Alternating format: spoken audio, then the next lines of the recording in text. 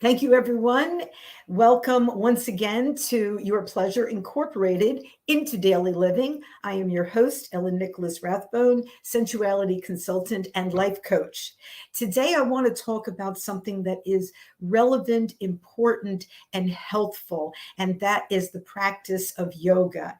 Now, I have been taking yoga, where actually I started taking yoga when I was in my 20s. And I cannot say that I've been as consistent as I could have been, but I'm back to it. And one of the places that I absolutely love to go is Tula Yoga because the instructors there are phenomenal. And one of the owners and instructors, Jennifer Cavalleri, is my guest today. And we are going to talk about the benefits of yoga. So I hope you hang in there and listen to some of this good information because we're talking about your health for longevity. So let me bring on my wonderful guest, Jennifer. There she is. Hey, Jennifer, nice to see you. Hi, Ellen. Thank you so much for having me. Oh, I am so pleased and so honored and so happy that you have agreed to be here because I think that, first of all, I love your classes. And I think what I love about your classes is the mind body connection. It's not just the exercises. So, why don't you tell us a little bit about your approach to yoga? And then we'll go into all those who, what's, when's, etc. All right. So tell us how you approach it, because it really is quite different than other places that I've taken yoga. Thank you. Yeah, so obviously, yoga is a physical practice. So when you come to a studio, you are physically moving your body through the postures, and that is a really big part of yoga. The way that I teach and the way that I practice is really connecting all parts, right? So, yoga, the word yoga means yoke or union coming together, body, mind, and soul. Yes. So, when I am on the mat and when I'm practicing and when I'm teaching, I really try to bring the mindfulness and the soulfulness into the practice, right? So, we're not just teaching asana, teaching posture, but we're teaching you how to move with awareness and start to listen and understand your body. Um, Mhm. and ultimately, really finding a deeper connection to yourself, right? So, yoga to me is like a coming home to yourself, connecting back to yourself. So if I can include all of those things in an hour on the mat, to me, I leave feeling like, oh, I really, I felt like I did yoga. I didn't just move my body, but I was quieting my mind and Yeah. I have a connection to my soul. So that's why yoga is a moving meditation because your breath is very, very important to focus on when you're meditating. And your breath can calm your mind. And especially when you are doing something that absolutely involves focus, it's really important to have a calm mind because if your mind is all over the place or you're thinking about why you can't do this or how hard this is or any kind of extraneous thoughts, it will knock you right off of your balance. And you might have the ability to do this, but your focus is what is interrupting your ability. So I think yoga is a phenomenal practice for the moving meditation and getting yourself in touch with your breath because your breath is life. And if you can control your breath and move your body with it, you are doing a wonderful service. And if I'm right, for the parasympathetic nervous system, am I correct? Yes, correct.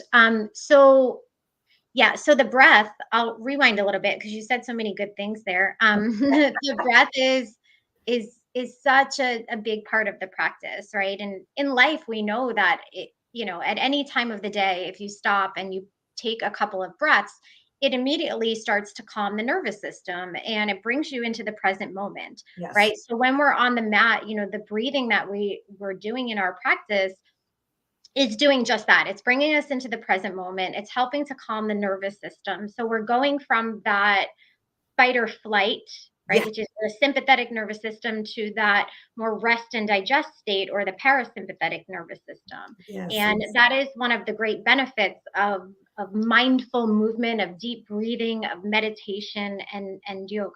Right. Now, I started when I was about 19. I had seen this young lady do some postures. She did a Indian headstand, and I was just amazed.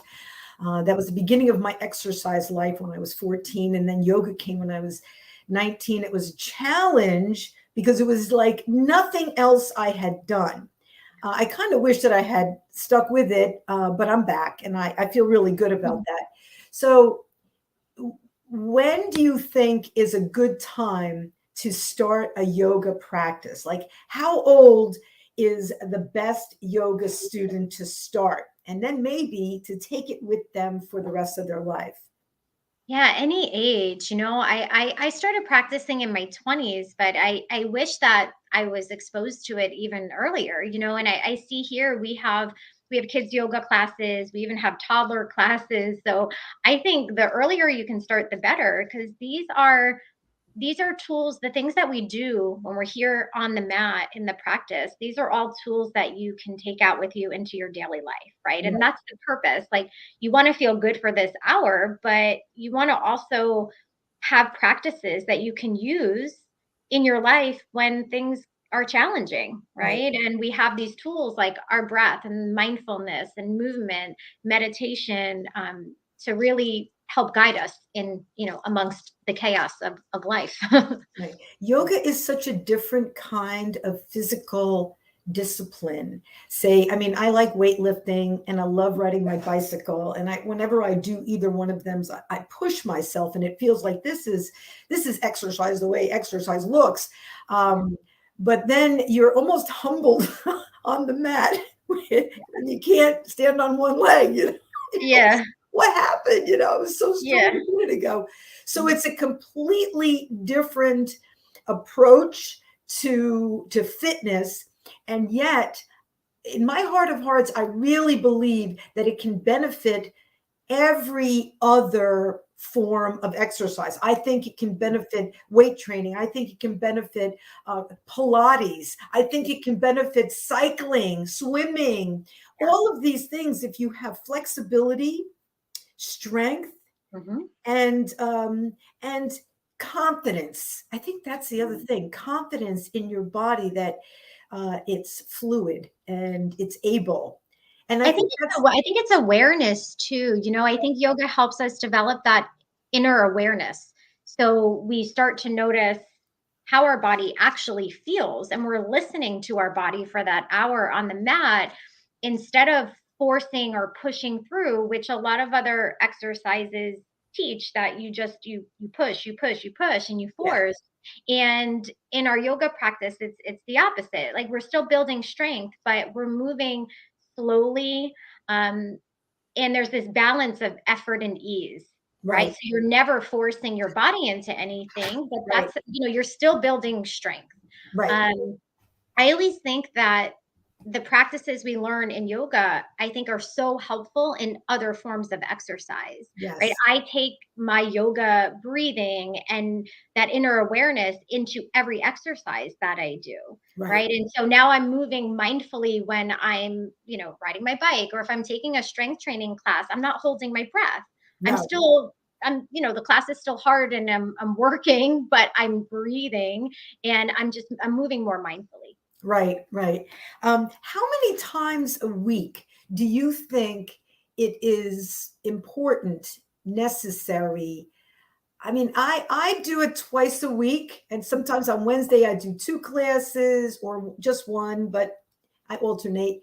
And then Friday night I do another one. Okay, Mhm. so it could be up to 3 sessions per week. But do you think that's enough? Do you think it would be better if there was a yoga practice every morning, maybe a lesser amount of Yeah, time?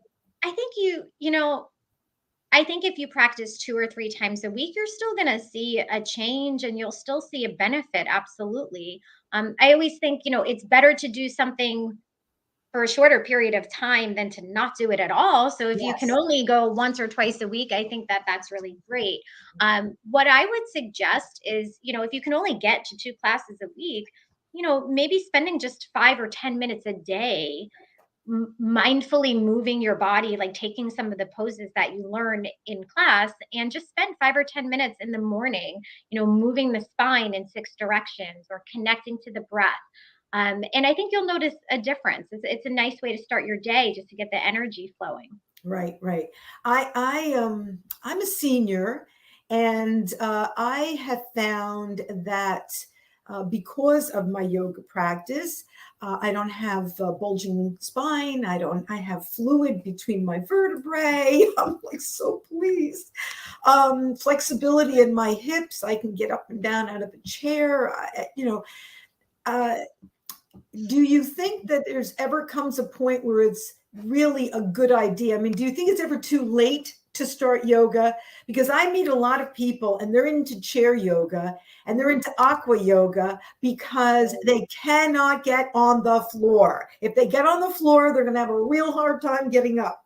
So they've opted for these, and these are good. Mhm. But is there a perfect time? And can people actually reverse the aging process, or at least arrest it by starting a yoga practice? Yeah, it's never too late to start. I think there is a practice for everyone. So maybe not everyone can come into a hot room and do a vinyasa practice, which is a Right. more challenging style of yoga. But I think that there is a type of yoga for everybody, for every age, for every shape, every level of practitioner. So I think any age, and chair yoga is really great. So if you're not as mobile and you can't get up and down, I think having a chair yoga practice, or you said aqua yoga, I mean, if you have classes like that you can take, absolutely. So Yeah. beneficial. Right. I mean, people do not understand how, as you get older, and you don't even have to be that old, there are three basic body types. And the Vata body type, which is the tall, thin, lanky body type, that's a very dry nature to that body type. So their joints stiffen up faster, their skin dries, they get dandruff, they get, dry mouth, they just very dry. And maybe when you're in your teens, it's not so much of an issue, but when you get in your 20s and then you get into your 30s, and then every 10 years or 7 years, your body is completely changing. And I think that yoga is such an important thing, especially as a person ages, and especially if they know that their particular body type is the kind that stiffens up fastest. Like I know kapha body types, which are the rounder people, they have much more lubricated joints, they have much more flexibility, but they won't keep it if they don't keep their practice, if they don't move their body in that way. Yeah. So yoga is extremely important throughout life for functional fitness, if for nothing else, right? It really is. And I think it changes with you, like I just turned 40 last year, and my practice now, and by no means I'm not saying I'm old, but my practice has definitely changed. I mean, when I was 25, the things that I was doing, I don't feel like I want to do anymore. My Right. body doesn't feel like they want to do the same, it doesn't want to do Okay. what it did 15 years ago. And so my practice, adapts, and it's going to change over the years. And Right. and that's actually really, to me, the beauty of the practice. Your mat and your practice meets you where you are. Right. And like Right. I said before, there's something for everyone to do, Yeah. and I might come into a vinyasa class, or any class for that matter. And I know now, because I've been practicing for a long time, and I think you start to learn this when you're, practice yoga consistently. I don't have to do everything. If Oh, something doesn't feel right, I'm like, you know what? I'm not doing that today. right. And I know that, this because I tell this to the students all the time too. It's like, if something doesn't feel right in your body, you don't do it. Yoga is not about forcing your body into these shapes. Right. It's about feeling good. It's about feeling good. It's when you leave class, your body should feel, that you've created space and there's length in your body and you have that buzzing energy and you should feel vibrant and also relaxed, you know, that nice Exactly. balance. And hopefully you've gotten in touch with your breath and it's not as fast, or it's not as, it's not as, I don't want to use the word hurried, but Yeah. you feel like a lot of people, they're constantly pumping out cortisol because they're on the stress, they're in a very stressful life. And I think that after taking a yoga class, that the after effects, the afterglow, if you will, of the practice is something that you can hold on to, especially if you're paying attention to your breath, because you've just gotten in touch with your body and now you've learned to control your breath, and that puts you in a good place, and it reminded you that you are more than this body. You are this wonderful energy, this light force, and you're just using the body as a vehicle. And you've just paid a great respect to your temple by maintaining it. It's not about competition in yoga. It really isn't. It's about, I love this temple. I'm going to do the best that I can by it because I use it every day and I want it to serve me. So I'm going to serve it back. And by paying attention to it in a daily or semi-daily maintenance routine, it'll help the body to flow and to be vibrant for many, many, many years. I mean, I started yoga when I was, like I said, 19, and I did it all through my 20s. And then in my early 30s, I found weight training. So I really started doing that a lot and I loved it. But I didn't start doing yoga again until, we'll say, about 7 years ago. And there's a long distance. I don't want to age myself because people are such ageists, but I just feel like it was tough when I came back because I hadn't done it in such a long time. But the body has memory. And it said, you can do that headstand. You can do that. You can touch your toes. You just got to work yourself back there. That's all. And I think that's what people have to remember, that this is a journey. This is not a destination to yoga.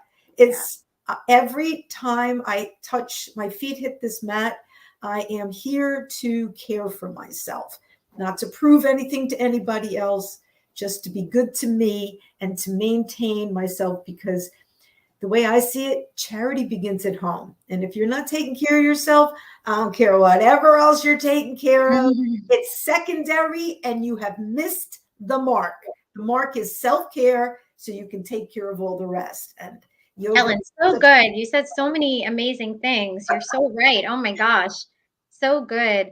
I think, I like to think of the time on the mat or the time in your practice as just an exploration of self, and all parts, like taking it back to what we started with. And, the exploration is not just of your physical body, but it's of your mind, your heart, your soul. And then this full exploration, in this hour that you dedicate to yourself, it really is so powerful. And I think that, if more people knew that it's not about touching your toes, it's not about looking a certain way, I think more people would feel open to, coming into a studio or coming to practice. But I think it can be really intimidating.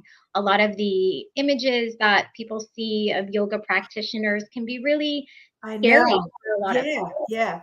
I saw this one woman, she was, they were advertising a class. And they wanted people to, but she was in a pigeon sort of, but then her other leg was back and she had her arm wrapped around the top of her foot. That's a very difficult pose. Yeah. That's not the pose you should be showing people to get them to come to class. Yeah. Everybody looking at that pose would go, I can't do that. You know what I'm saying? And there's so many other poses that could have been shown, but it's like, you have to remember, this is not a competition. This is not, I'm going to get so many points because I can do whatever posture. It's not, it's like nothing else that we're taught in this society. Now, before I forget, because sometimes I've spoken to a couple of people who think that yoga they stay away from it because it's like a religion. And you know, they've got their Christianity or whatever they've got, and so they don't want to abandon their faith by practicing something else that could replace It's so faith. interesting. Yeah. And yoga, it's not a religion, right? So we know that yoga originated in India, and some of the practices, like some of the devotional practices, like chanting, mantra, um, some of those are connected to some religion. Right, But yoga in itself it's a philosophy. right, It is not a religion. And yeah, it's a shame that that might deter people from starting a practice, because right, it's just about connecting to yourself. That's all that it's about, right, and you can have any faith to right. practice yoga. You can believe in anything, Or um, nothing. You can believe in anything or nothing. or nothing. Right, Exactly. right, right. And you know, when you say coming back to yourself, okay. So there's the mind, which is interpreting this conversation. There's the body that is working very hard. And then there's that breath, which is the link to the soul, right? Mhm. And if anything, when you are practicing yoga, you do realize that when the self that you're talking about is not the body and it's not the mind and all the chatter that can go on, but quieting that and just really getting centered and understanding what the life force is. And then take it to your own religion, because, you know, God is in every single one of us. A lot of people can't hear that. Then call it energy. Energy Yeah. cannot be Or created, cannot universe, be or destroyed, yeah. you know? So it's important to just recognize that it's a connection of the three parts that we are, which is mind, body, and spirit. You know, Father, Son, Holy Ghost. It's like however you want to look at it, it's a connection of the three, and all three of them are very, very important. The mind needs to be controlled because it can get crazy, especially with the influences that are all around us.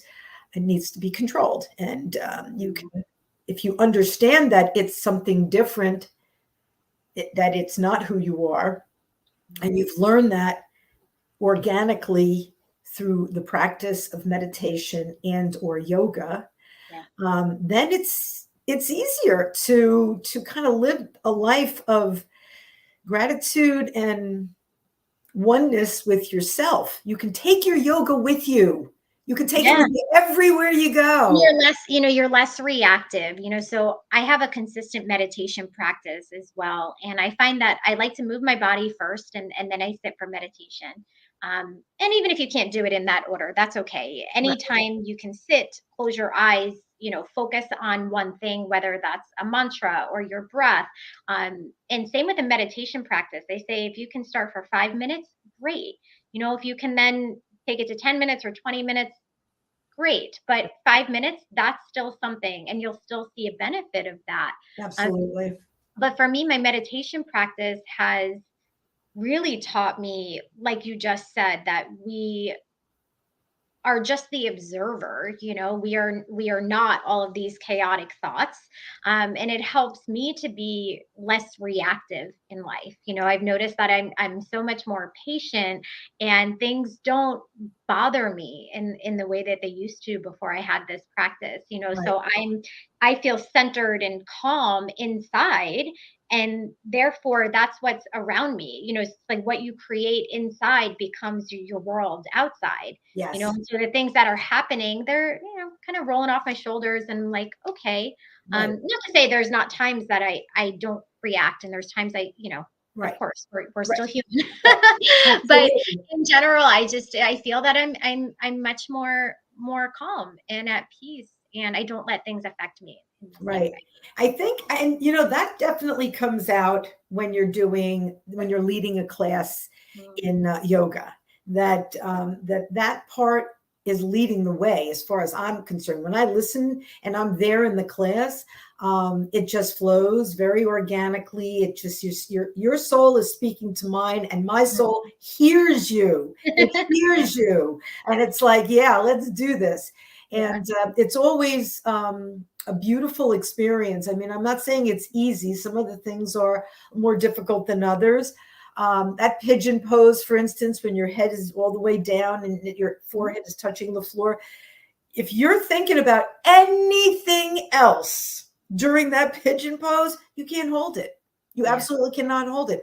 All you can do is focus on your breath. And it doesn't look hard because, it doesn't require strength and you're not doing push-ups or any of this kind of stuff.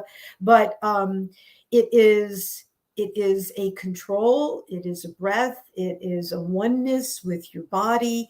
And it's an allowance that you are allowing this breath to kind of stretch you out and release tension and release knots. It's just a phenomenal experience. And I really do wish it for everyone because it's such a healthful thing. And in today's society, where people are looking for quick fixes of either drugs or surgeries to fix their ailments, I really, really believe that if you add yoga to your life and get in touch with what your body feels like, you can absolutely arrest a part of the decline. Okay. I'm not going to say the whole thing is going to get fixed. There's a whole bunch of elements to illness. Yeah. Sleep is very important. Nutrition is very important. But when you put mindfulness on your body and you get in touch with relaxing it. So many people, they walk around with their shoulders up near their ears, or they're like hunched over, don't even realize it. Yes. And when you're in a yoga class, you really become very cognizant of what your body is feeling, and you learn how to relax a little bit, and to let the shoulders down and to let the tension out of your face or wherever. And I think that is super important in helping your body to heal, because if you're always in that tense fight or flight way and you don't know how to turn it off, that develops, that's where people have chronic stress, which affects your physical body in so many ways. Yes. So chronic stress, and stress is the root cause of all disease. It really is. They have found it's the root cause of cancer. It's the root cause of diabetes. It's the root cause of every single. There's no ailment that was not born out of stress. Yeah. And then stress causes inflammation, and then the inflammation is, how affects the rest of the body, always going to the weakest part. So this is sort of a root foundational practice of health maintenance, and if not maintenance, journey towards maintenance. You know what I'm saying? Journey towards balance, to ignore the body, to not give it what it absolutely needs on a regular basis. Some people are very busy, but if your health isn't important to you, I don't really know what is. You know what I mean? You'll never, ever get your health back through a pill or a surgery. It's better to love yourself and take care of yourself in a regular way, and then trust your body. I think it can be hard for a lot of people to get started on a practice like this if they are, if they have chronic stress or they're feeling really out of alignment. It can be really challenging to get started.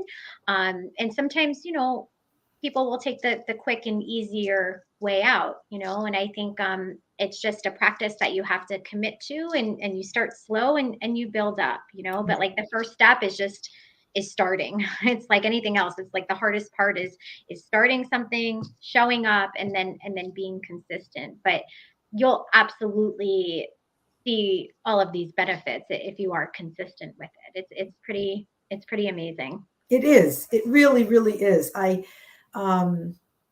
When I first started back, that one posture where you take one arm and put it under the leg and then bring it around the back and then hands meet. I used to be able to do that. But then I started lifting weights and my shoulders got really tight from the muscles and stuff. So I couldn't, my fingers were this far apart. And I was like, wait a minute, I can do this. But slowly but surely, I am inching my way back and now my fingertips are touching. And I think that's the point that people need to remember. When you take care of your body in a consistent way, your body works with you. And you are a river of information and energy. And if you are giving your body the right kind of information about what you need from it, it will respond. It will respond. And you give it no indication of what you need or want from it, and you just pop pills and hope for the best, and it'll respond to that too, but not necessarily in a favorable way. So I think natural, loving, caring for oneself, and really prioritizing one's health with a yoga practice and with meditation too is a healing and healthful way to live in this world. And I encourage all our listeners out there to seek a yoga studio in your area and to start slowly. And like we were saying before, there are classes, chair yoga, aqua yoga. There's for people who are, I would say, younger, because hot flow is phenomenal. But if you are at a place where you heat up very quickly and don't cool down very quickly, that could be dangerous. So stick with, hatha yoga, which is strength, vinyasa, and gentle yoga. They call it gentle, but it's really yin or restorative. And I don't think it's gentle at all. Yeah. I love it. Don't get me wrong, but I laugh when they call it gentle. Yeah, well, yin is a different style, and that that can be hard because it's a really meditative practice. You're holding the poses for a really long time, in like these deep stretches. So that can be challenging mentally. Right, also. right. So I wouldn't start there. I would start with, say, hatha yoga because people, or maybe vinyasa yoga because it's moving and it's cardio. And then when you really feel like you've got a handle on your breath, I think that's really what it is. Then try that too. Yeah. Are there any other final thoughts that you would like to add? I just so grateful that you joined me here today. I really feel this conversation has been informative and uplifting. And you're just wonderful. And I love your classes and I love being there. So I'll be there for as long as I can. Thank you. Any final thoughts? Yeah, thank you for having me on. And I love having you in class, and you have so much wisdom, and thank you for sharing everything. You have so much to add to this conversation. So thank you for that. And yeah, I just echo everything that we've said today, is that, yoga is really a practice for everyone, any age, any level, any body shape. And it's never too late to start, and it's, like I said, it's a practice of coming home to yourself, connecting back to yourself. And we all need that. So before I forget, tell everyone where your yoga studio is and tell us a little bit about Tula, in case there are other locations. Please. Yeah. We're in Aberdeen. This is our only studio location, Aberdeen, Matawan, New Jersey. And we have so many offerings. So you can go to the website. It's tulayoganj.com. And we have tons of workshops, events, lots of classes on the schedule, aerial yoga, hot yoga, gentle yoga. We also do teacher trainings twice a year. I host retreats also. We do that once or twice a year, destination retreats. And lots of lots of stuff happening here. So yeah, everything is on our website, Tula Yoga NJ. I also have a podcast where I do share some short yoga classes on my podcast. And they're usually about like 10 or 15 minute practices that you can do at home. I think I actually have a chair yoga on there as well. And then I do meditations on there. And so my podcast is called Yoga Is with Jennifer Cavalleri. And you can find that anywhere that you can download a podcast. But that could be good for anybody that's newer and wants to try something at home and something short just to get a little taste of it. Right. It was an absolute pleasure to have you here today. I hope we can do this again because, like I said, talking about yoga is something I could do that for a while. Yeah. And I just want to thank you so much for being here. And I want to thank my audience for being here. I feel like pleasure is something that we need to include in our lives, and yoga is most definitely a part of that great pleasure because of the freedom in motion and connection to source that it offers us. So thank you very much, Jennifer. Thank you. I will see you guys again next week for another episode of Your Pleasure Incorporated into Daily Living. Thank you so much for joining us. If you like this podcast, please like it. I'll talk to you guys later. Thank you, Jennifer. See you again. All right. Good to see everybody. Next week, we're going to talk about superfoods, because if you need some energy, if you want some energy, you need to incorporate these into your life for the pleasure that they afford. Thank you so much for joining me tonight. It was great. Bye for now. Namaste, and do your Kegels.